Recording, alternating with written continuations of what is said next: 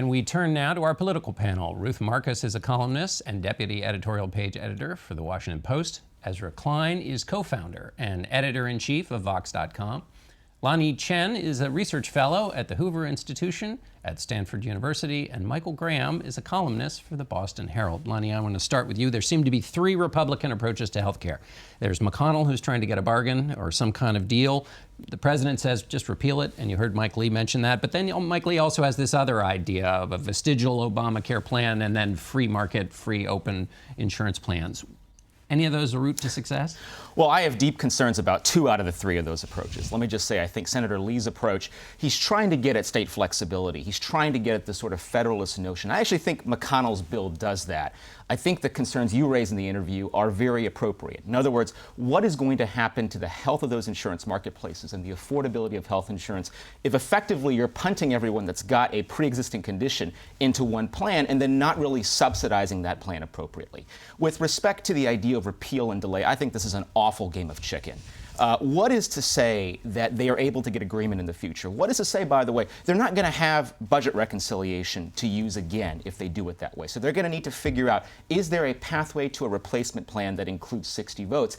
I just think that's unlikely. Senator McConnell, on the other hand, has tried to put together a bunch of disparate pieces. It's not a perfect bill by any means, but I think it accomplishes a lot of what Republicans have been trying to do in this process of repealing and replacing the Affordable Care Act. Ezra, what's your thoughts about where we are right now? So I think the question you have to back up is to ask what problems are we actually trying to solve and who is trying to solve them. So there's one problem, which is how do you get 50 votes in the Senate? How do you get 50 Republican votes in the Senate? But then you get the question of, well, what are those 50 votes trying to do? You have a caucus of relatively moderate Republican senators who say they're worried about deductibles, they're worried about Medicaid, they're worried about the health of insurance markets.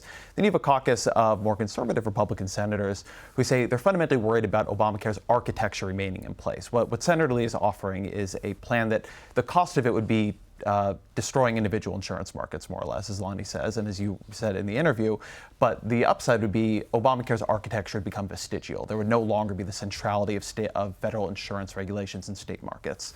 I think the only plausible path here is really McConnell's, because you're going to need to get 50, and I don't think the other versions can do that.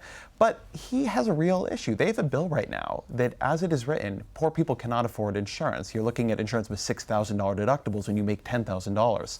So they're going to try to put a little bit more money there, but are they really going to get to something that when CBO looks at it, when just normal people look at it, they're looking at something they actually like, looking at something that folks like Senator Bill Cassidy can defend when they go home to their districts. Right. And Michael, so on the one hand, you have that problem that Ezra outlines, and then the Mike Lee side of it, which is, isn't the primary driver here that Republicans have promised for 7 years to repeal this, and that if the McConnell bill passes, it's not repeal? Oh, yeah, absolutely. I mean, the thing that they should have done the first day Trump was in office was sign the I now repeal the Obamacare Act and have basically blank underneath that with a date and then just go on and move on. That's where, when Senator Sass kind of pushed this out, he pointed out that that's something that Paul Ryan was talking about back in March. Just do something. I agree that the idea that Collins and Rand Paul are going to find some connection, some magic rom-com moment. This is like flinging yourself on the top of the Empire State Building and saying, before I get to the first floor, I'll know how to fly.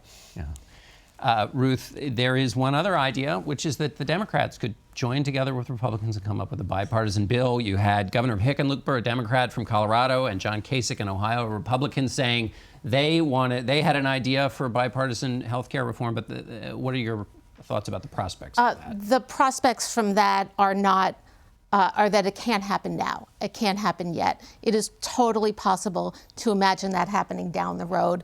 But the McConnell effort, which I agree with what everybody else has said, which is the only kind of practical solution to the problem, needs to either succeed first or fail first. And I think that the problem with Senator McConnell's Rubik's Cube analogy is that with the Rubik's Cube, you know there's a solution. With this, you don't know that there's a solution where you can turn the dials enough to get the 50 votes that you need, because you have a bunch of different efforts going on at once.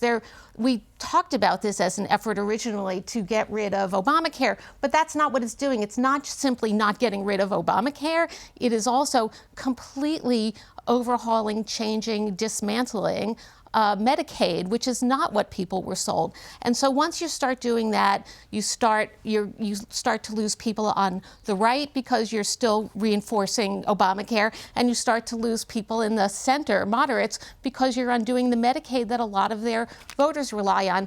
It's that there's a few things to watch. You can get rid of the surtax on wealthy people's income. You can add some opioid money. Whether that's going to be enough to secure the votes you need, still really an open question at this point. We're going to take a pause there. We need to take a break, but we'll be right back in a minute with more from our panel. And we're back with our panel. Ezra, you had a point. So I think there's an important thing to remember about the Obamacare repeal and replace promise, which is that it didn't end there. When Republicans went to their voters and said, we're going to repeal and replace Obamacare, they didn't stop the sentence. They said, we're going to take away what you don't like. I was on this show when Senator Mitch McConnell was on it, and he said, Obamacare has left 25 million people uninsured. Its deductibles are too high. Its co-pays are too high. Its premiums are too high. People are in bad insurance that they cannot afford to use.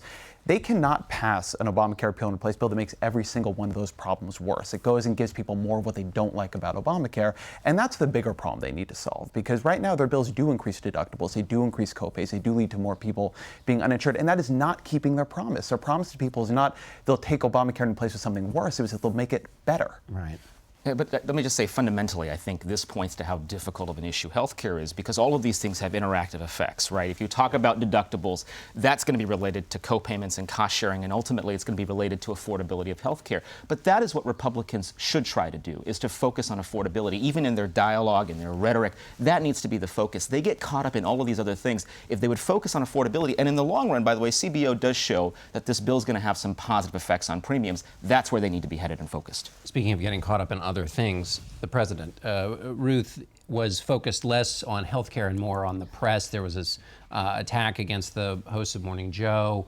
What do you make of all of this? I'm trying to come up with the right adjective. Appalling, disappointing, and not surprising, except that this one really did seem to hit a new low, in the sense that we've heard the president engage in these sort of sexist tweets before, where he's attacking women for their looks, and this one was a great combination of looks and age, which I'm getting a little personal on that. But we haven't seen him do quite that as president. Will that change anybody's behavior? I think we heard from Senator Lee that it really won't. Right. I'm appalled by the president's behavior, and I'm withdrawing everything except for my support for his agenda. I'm stealing from my colleague Alex Petri. Michael, let me get your thoughts about this as a strategic move. The president obviously thinks this is a very smart idea. Towards what end? I was talking to a Trump supporter this weekend who said, is Trump, were his comments idiotic? Yes. But were they justified? Yes. And my reply is, justified idiocy is still idiocy. This is a dumb move. But ask yourselves, why do so many Americans stick with him when he's doing these awful things? And not to harp on the East Coast liberal media, et cetera, but I was a conservative talk show host in Boston.